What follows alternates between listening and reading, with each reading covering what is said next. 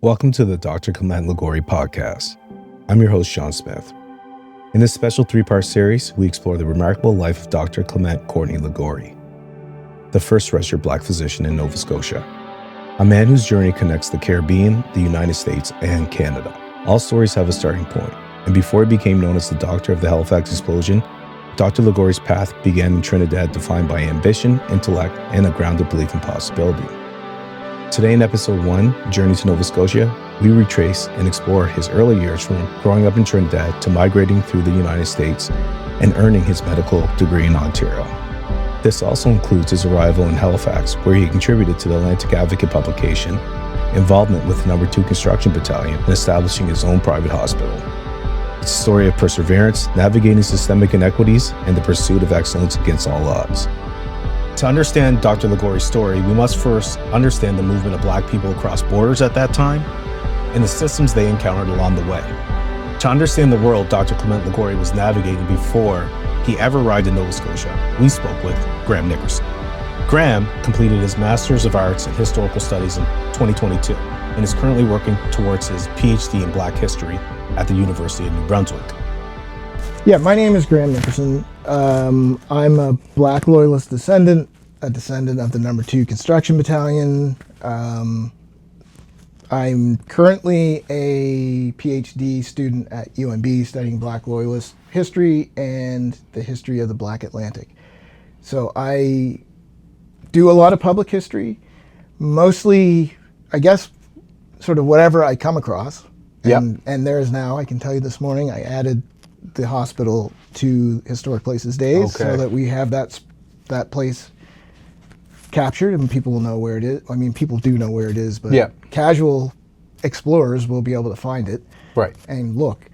And then generally, like, my expertise is more on the 18th century, early 19th century, but all of that stuff in the past, it carries on so much longer than like power wants to admit. Like, you know, early 1900s, we're still fighting the fight of like being recognized as human beings, for Pete's sake. So, well, it's some capacities are still doing that right now, right? Yeah, you're right. I mean, given the current political climate as well too, and social climate as well too, I would say that we're still working with the attack on DEI and all those things too, right? Which I have interesting feelings about even Black people in that space and how we can separate ourselves from these groups and have our own sovereignty around that as well too, right? And we've had these conversations before. That's an entire episode. That's an entire episode on its own, which we'll hopefully maybe get to eventually at some point as well, right? But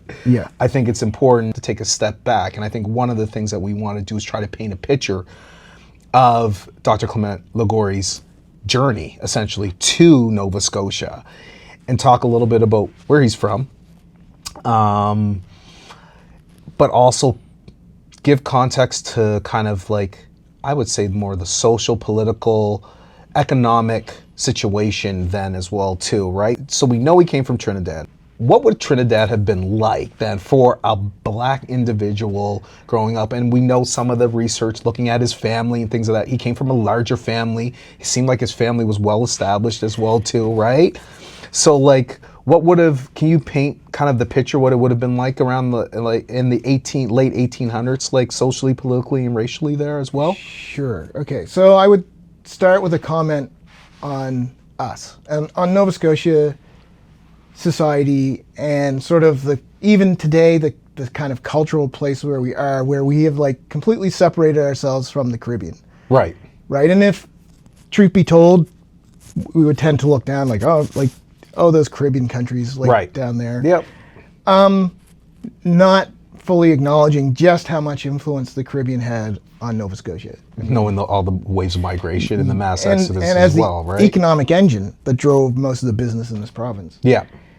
And so, I mean, with Trinidad is like this country, it's a British colony, and essentially when slavery ends and they go through like the apprenticeship period and all that stuff, what they end up doing is bringing in Chinese and Indian workers to come in because they had a labor shortage. There's a lot of social changes going on in Trinidad at the time. So because slavery is done and the sugar industry has been upended by like beet sugar, basically, and so the price of sugar has gone way down, and so white people are like, time to get out of here, which in a way leaves the space, right? Yeah, like, I can see that makes sense, right? Usually when things are bad for white people,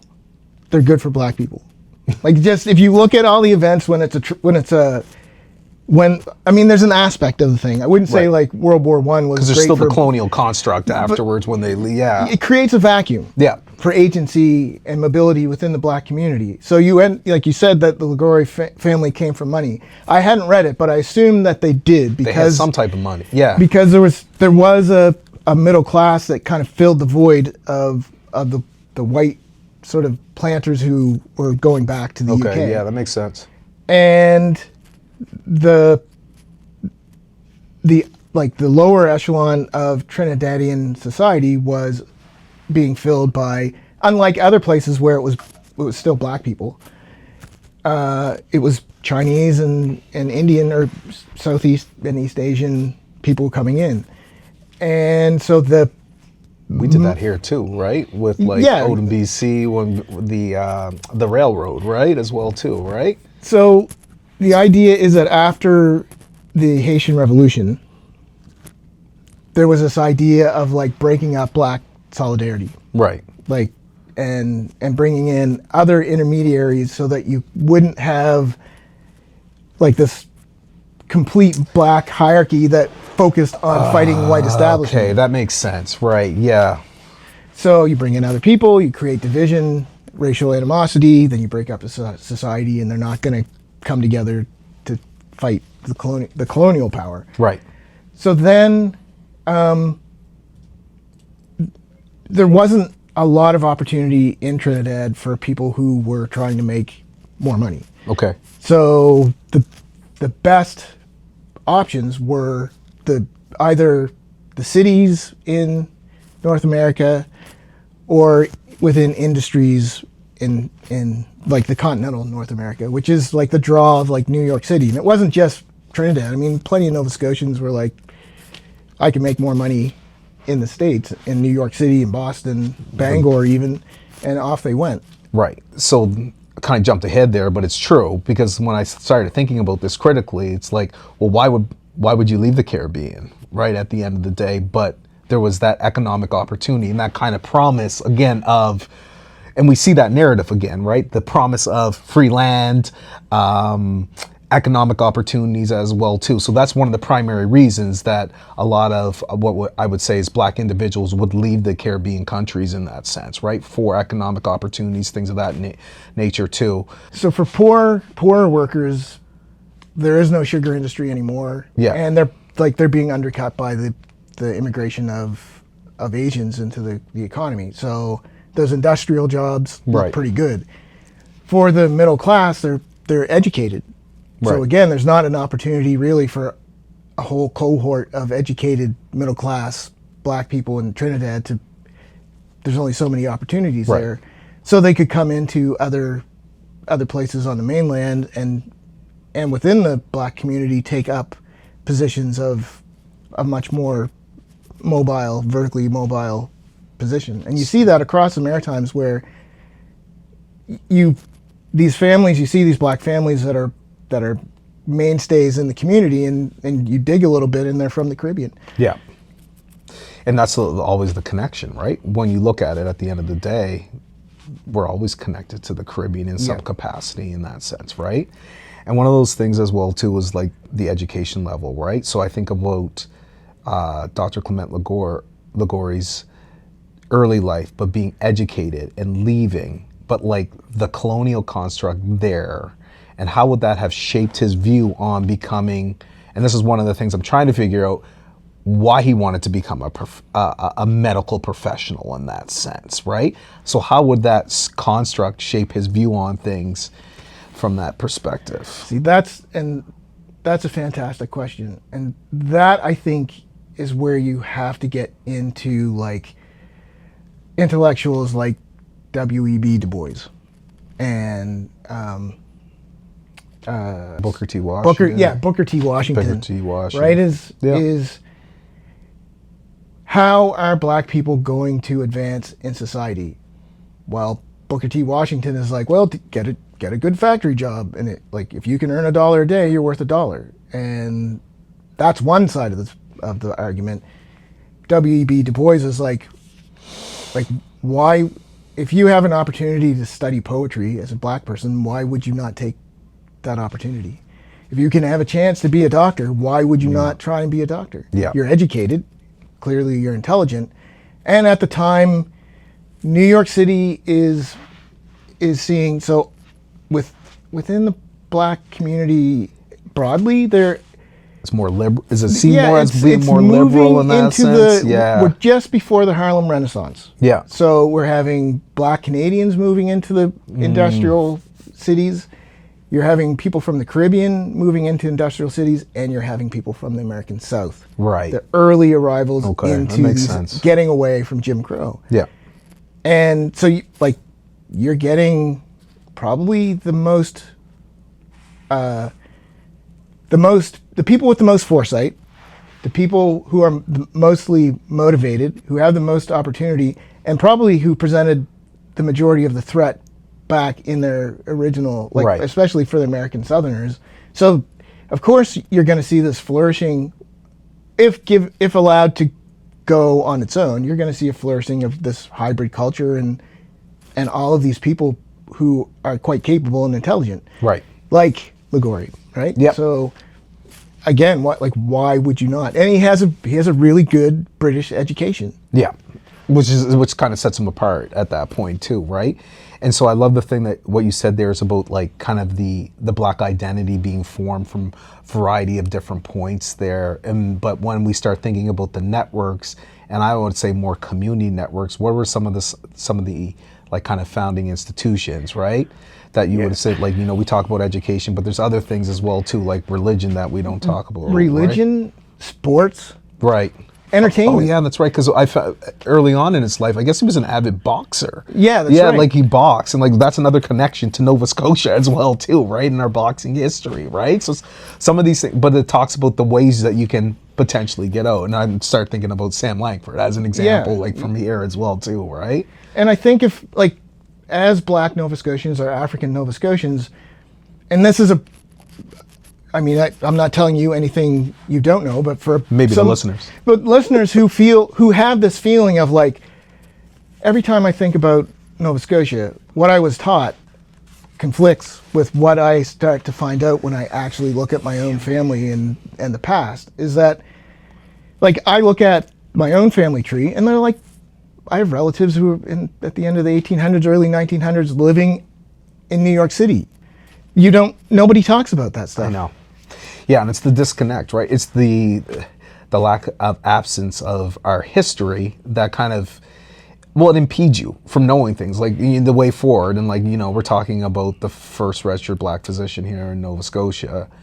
But again, we didn't know this story, right? And so like, I also hope that this story, like this tension that we have in community about, and when I say tension, I shouldn't say it's what the construct has created as tension between the black immigrants and the African Nova Scotian community here. I see this story as a bridge because I'm like, well, this was an individual that came here.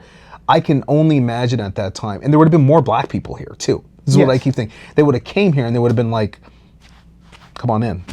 Like, we're good here, right? Yeah. And so like, and you kind of and this is what I keep thinking about, like now we're at the point where he left Trinidad, he's moved from Trinidad to the States, and that was around 1906. Yeah. I think is essentially that he moved to the States, and now we're here, and I try to transplant myself there, and like what would have been like he arrives there, he must have, and so this is what I'm unclear of, and I'm trying to figure this out. How would he have decided at that point and this is not for you to answer, but I'm trying to work this through in his timeline, because I find his timelines, as straight as it is, it's not as straight. And remember, he died at 34, which is messed up to think that this individual did this. He left Trinidad when he was 18. In 16 years' time, he did all of these amazing things. So what would have been the attraction for him to go from and trying to, like, being in the States, knowing there's all kinds of opportunity, to look and seek out going to Ontario at that point for medical school? I have a general answer and a few side pieces that all kind of come together. So Southern Ontario had a very flourishing Black community. They had Black, like, unlike here, well, I shouldn't say completely unlike here, but similar to here, but even to a more rigorous extent. They had institutions. They had very good schooling. Black communities had developed some pretty good educational institutions. And there would have been segregated schools at that time as well, too, right? Yes, yeah. There's a quote of, like, from, I think, I can't remember what the town is, but the white people are like, we'd rather cut our kids' heads off and throw them in the ditch than to go to school with Black N-words. But in 1905, there's the Niagara movement, which is the precursor to the NAACP that happens on the border of Canada and the U.S. So I think that that's pretty telling, in that there's this basically a corridor from New York City to Southern Ontario of Black intellectuals coming and getting together. No Canadians actually attend the summit that they hold, but within proximity, I mean, people had to know what was going on, and the organization in and of itself must have spread out into, like, all of the communities. So not only in Southern Ontario, but also Montreal had strong connections to New York City, and a lot of this goes through the railway as well, right? The port, right? Because the porters always come up, right, as, like, one of those institutions as well, too. Like, I often forget about that, but the porters, they were strong. There were so many Black individuals working on those railways, right? And we need to, like, divorce the idea that one might have of, like, these, they're porters. Like, they're just porters. It's like these are great jobs for people in the Black community here, and they're probably some of the best jobs that you could get here at that time. Yeah, and so these people were motivated and educated and knew how to interact with white people in non-threatening ways, and to play the system. So their kids definitely would have been seeing, living in a cosmopolitan city like, say, Montreal or Toronto. They would have had ideas of what a better life would be, more along the W.E.B. Du Bois avenue of, like, why would I not want to be somebody like Portia White, like an opera singer, or, like, why would I want to do that? Yeah. So it's interesting too, because for one of the things too, as going to Queens, but knowing the time span of when he arrived in New York and graduated, from what I can understand and all the research that we're doing, is that he was traveling back and forth, and we know that he got married in the States at some point, had a wife, which is, obviously the church always comes back as a central theme. But for me, I also wanted to think about, like, what would have been like traveling from New York to Ontario at that time. But you highlighted something here that I didn't even think about, because you talked about the railway system, and that probably would have been the predominantly way that he would have traveled. So there probably would have been, I always have this perception that, like, maybe there wasn't safety, but there might have been safety actually with the other porters, but traveling through the railway system at that time probably would have been your safest bet to travel at that time, right? I mean, obviously access to a car, thing of that nature, you probably wouldn't have had that, right? And I assume the roads wouldn't be as good, but probably was his predominant way, mode of transportation in that sense, right? Right, and you wouldn't have the risk of, like, traveling by automobile, of, like, needing a green book to know where you can and cannot go and where you can stay. And so you'd have these, your fellow Black countrymen on the train that can pass you information, like, this is where you want to stay, or I heard that there's a job for somebody up there. Right, yeah. Right, so we don't really have those networks today anymore like we used to, but if you were to back up to, like, say, the American Revolution, Black people were famous for being able to transport information from plantation to plantation. Right. by word of mouth. Word of mouth, So it's songs, other ways. Yep. Yeah, right. all kinds of secret ways to avoid white Yeah. surveillance. So And so in my mind, when I originally thought about him traveling back and forth here, I was like, man, there must have been a lot of danger, but because that's kind of the picture that was painted. But I think also too, it's like, you know, keeping in mind that like at that point, he probably was traveling pretty freely at that point, right? It wasn't, I think I had this perception that there was constraints around him, but it must have been safe to travel that way. There would have been. I think it was safe-ish. Yeah, well, yes, let's clarify. And so that time, You can still things get recaptured. And, yeah. they're probably in the heyday of agency for black people, and around them are these white people who are like not liking it. Yeah. so we see the turn of the corner. Like it's like 2020 where everybody's groovy with the idea of black empowerment until they realize what it means, and then all of a sudden we turn a corner. And so the 1906 is when Canada puts in the Immigration Act to limit black and brown people migrating. And then by 1910, they like basically slam the door shut. Right. So Ligoure is like pretty lucky in a couple different ways that he gets in before all of this stuff. All that stuff, right. Yeah. So, and then through the 1910s into the 1930s is right? like, then you have white nativism, and it's totally a reaction against like what we're going through right now of like, how do we need to send out the strong message that black people are inferior again, otherwise we're going to start losing our positions of power. Yeah. So how do we do this? Well, we always have the power of the mob. Right. Yeah, and the masses, right? Yep. And that's the whole thing too, the racially visible experience here at the end of the day. And I also say it always gets diluted, right? Your voice gets drowned out, right? Yep. And it's really interesting in that sense that to think about even his time as a medical professional in Ontario at that time. How rare would that have been? He was intelligent, and you can imagine, like, if you're born in say you're born in 1850, you're some white guy living in rural New York or rural Ontario, and along comes this guy, and you know your idea is like, I'm white, I'm superior. Clearly, I'm the smartest. And then you talk to this guy, and you realize like, I don't like what tomorrow is bringing. Like, I don't want this. And so he successfully keeps pushing through all these barriers, and as so many of them do, that's like, again, this like erasure of black intellectualism of that period. You're absolutely right, because we know he's smart at this point. Anybody that's at that time, how old he would have been, right? Again, like he would have been a young man, maybe in his like late 20s, mid 20s, to be able to navigate all this. And I think it's so interesting too, right? But like what you said, I want to kind of highlight the fact that 1918 is a really significant point, because that ban comes in.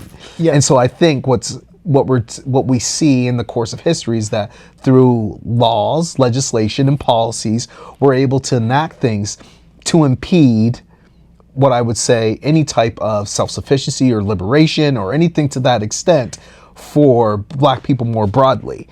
So like, what would have led to that? You talked about that a little bit more, but like I was reading through some things and it was like there was so much pressure, like from like a social perspective to like, oh, we need to figure out ways to limit things for these individuals. And I was reading some of that, and I thought it was really interesting. Not fast forwarding to right now, but this is a lot of foreshadowing, should I say, right? Yeah, and the thing is again, the construct of the past and how power gets to shape not only the image of the past, but the things that we're going to fight about. Right? It's like we're talking about erecting and tearing down statues that were erected in the early 1900s. Yeah. As a really a show of white solidarity. Right. So we know you arrived in Halifax in 1916. And so we've talked a little bit about what the kind of racial climate, political climate was, the social there, but like coming to Halifax at that point, Nova Scotia more broadly.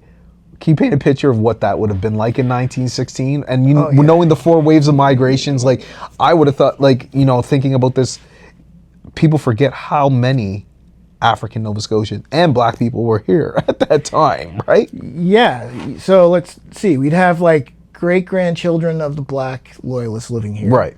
We would have Caribbean immigrants from soon after that, just waves after waves of people from the Caribbean. We'd have had the descendants of the colonial Marines wave, some people call them the Black refugees. So the Black refugees, colonial Marines folks. So their grandkids, great grandkids are living here. We have then the waves of Caribbean people who are already coming up to work in the industrial areas like Sydney, for instance. Yeah, exactly. Whitney Pier, which we did a podcast on. Yep. So it's a cosmopolitan Black community, which again, like if you're traditionally educated here, that's not what you're taught. Well, and he would have came here and he's like, oh wait, my people are here. Yeah. Like, so I think that's hey, also, Mom. yeah, exactly. So so there's this gap. And like I use Yarmouth as an example. There's always been a Jamaican community in Yarmouth. And I'm like, why has that been? Oh, because of connection with the Maroons. They've been coming here for a great uncle from St. Martin's. Yeah. The Caribbean. So like there's that connection, and the historical ties between the Caribbean and Nova Scotia is it's there, right? Yeah. We just don't talk about it enough as well too, right? And what was surprising, again, like that colonial mindset is hard to shake. Like it always hops into your head as their first mental picture of something. But he basically arrives, and there's already an echelon in the community of people who are activists, who were educated. Yep. Were in the higher echelons of Black society, if not society in general, that he could fit in with, and the things that he was trying to do, they were also trying to do. And in between this time, what's really interesting is, even though he's a medical professional in that sense, he's also starts this newspaper. Right. Yep, the Atlantic Advocate. Of course, the Atlantic Advocate, right? And there's a lot of reference to the Atlantic Advocate, and it's significant in the sense of being one of the first Black newspapers out there, right? Yeah. And I believe the slogan was devoted to the interests of colored people or something to that extent. And for me, I love the language. First of all, I go to the whole language thing, but then reading through some of his stuff and listening to, and I'm like, how inspiring he was. But just motivationally, knowing that he released this Atlantic Advocate and I think the issues were published between 1915 and 1917, so that was a little bit prior to arriving at Halifax. But then he comes to Halifax, sets up shop, and basically starts running this newspaper. Yeah, and I think his like mental connections to Halifax are around the recruitment efforts for the number 2, and so he sees himself as having a chance to come to Halifax, maybe set up a practice, but also be the medical officer for the number 2. Right. And so that's kind of I've read various versions of his motivations, but it seems to me like it's strategic. His move was strategic. His move was strategic, and it was like Black people across Canada were arguing for Black participation in the war. Right. So even in the broadest sense, like he's in, like, knowing him, he's into that movement of like, we need to be part of the war effort. We need to like promote ourselves as being good citizens and being active in, the major national efforts of fighting the war. Well, you know who you're making me think of? Douglas Ruck right now, because Douglas has that great kind of segue in the podcast episode when he talks about how the number 2 Construction Battalion was the largest social movement at that time for Black individuals, right? And that's one of the things that goes on kind of not talked about, because we had to continuously advocate for that and fight for that right to even bear arms. An international social movement. Exactly, no because it less. was international. You're right, and then, it's really because sometimes we can get Nova Scotia centric, but that battalion wasn't just Nova Scotia; it was more broadly in that sense. And I think it's really interesting, like the Atlantic Advocate. And so some of the stuff that we can find through some of the research that we're doing is like you could see his intentional efforts to also recruit for the number 2 construction battalion. And I don't know if I told you this, but like obviously our grandfathers are connected.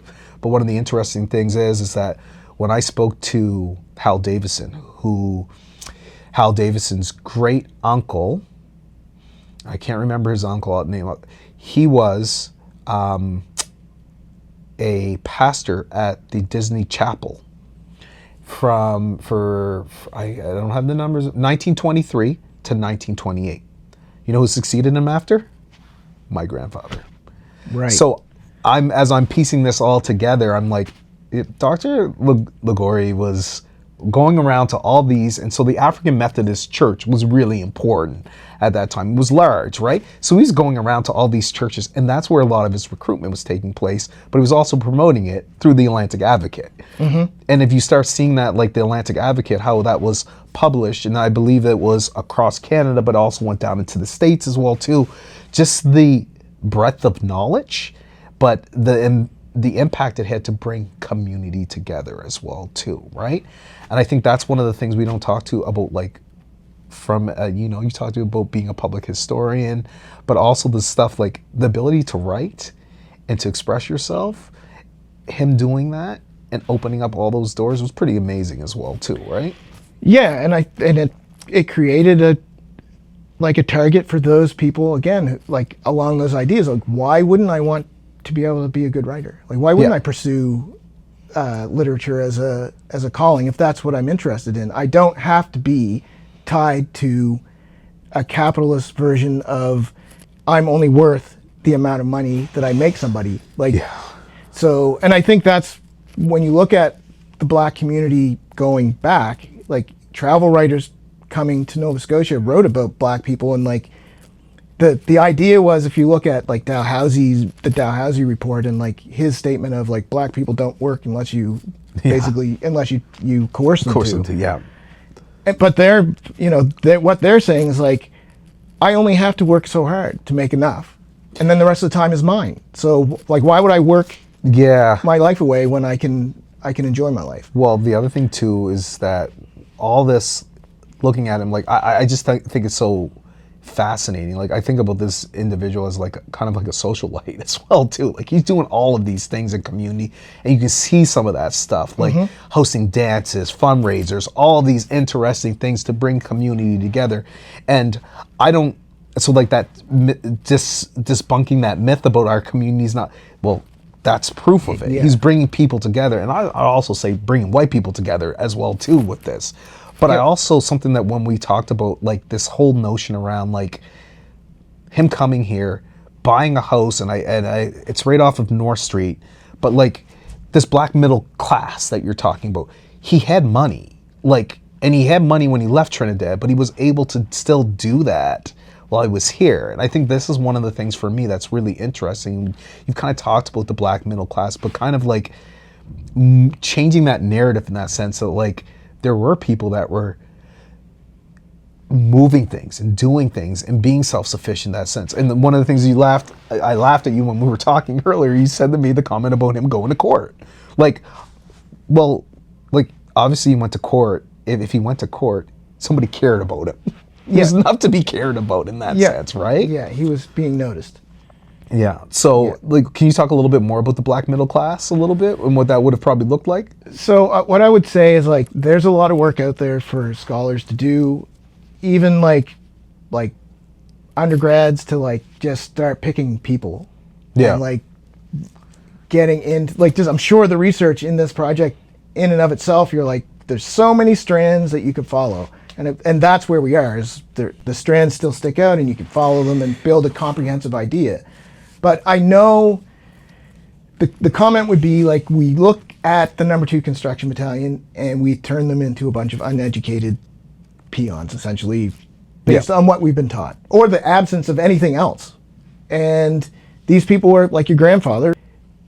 Like, they had agency, they had education, either informal or formal, and were socially active. They were socially active enough to join the forces in the first place to go and fight.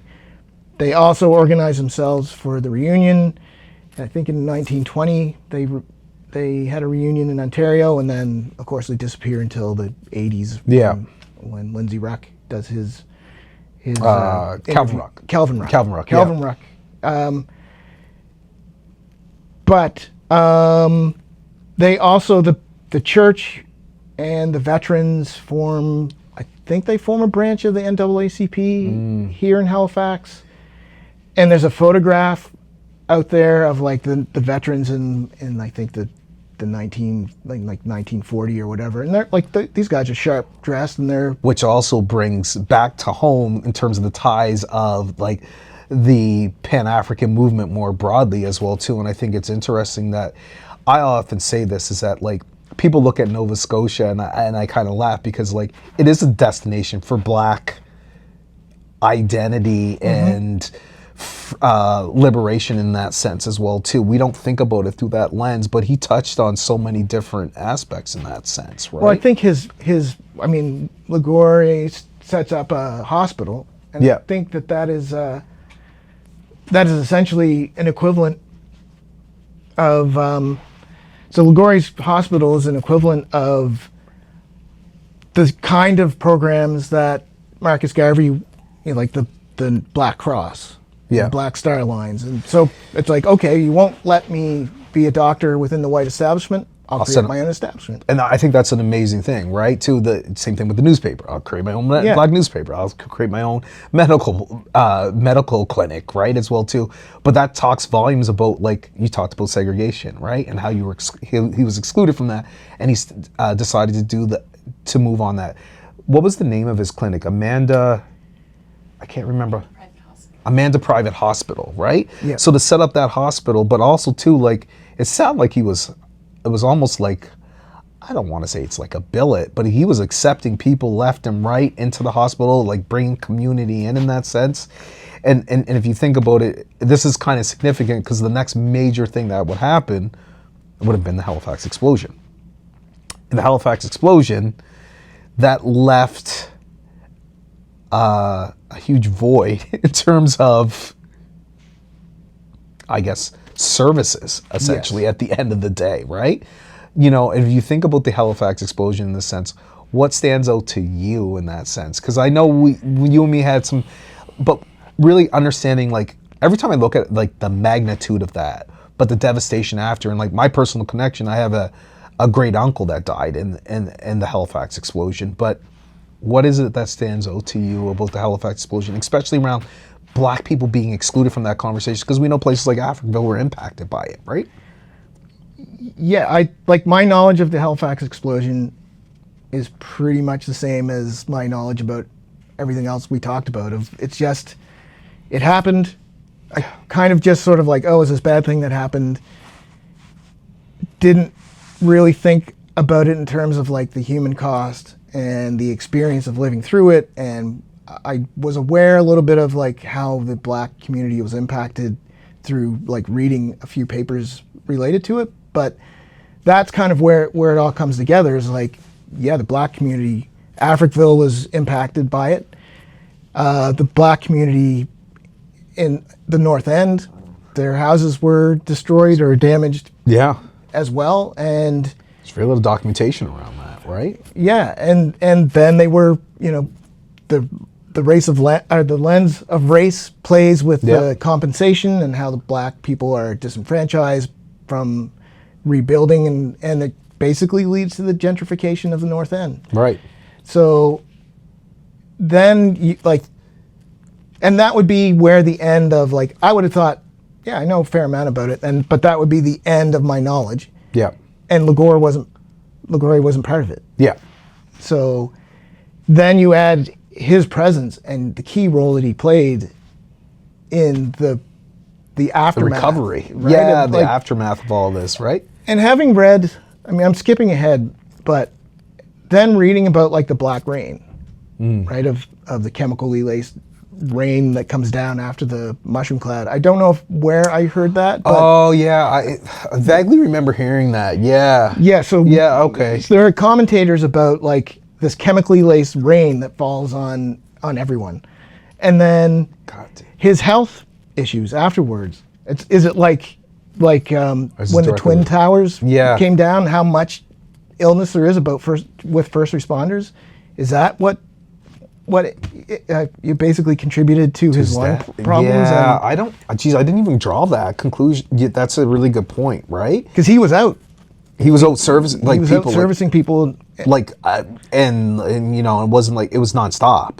Like, and from my understanding, like there was, you know, like he had to go and petition to get additional nurses to help as well too, because Yeah. just the need, right? And especially in that area of the city as well too, right? I didn't even draw that conclusion, but I shouldn't say conclusion. I didn't draw that line, right? But it's a really good point, because what if that did contribute to his lung problems at the end of the day? It would make sense, right? Yeah, and I don't know. Again, like if you're an interested scholarly type, and you have some experience in that, that would be a great topic to look at.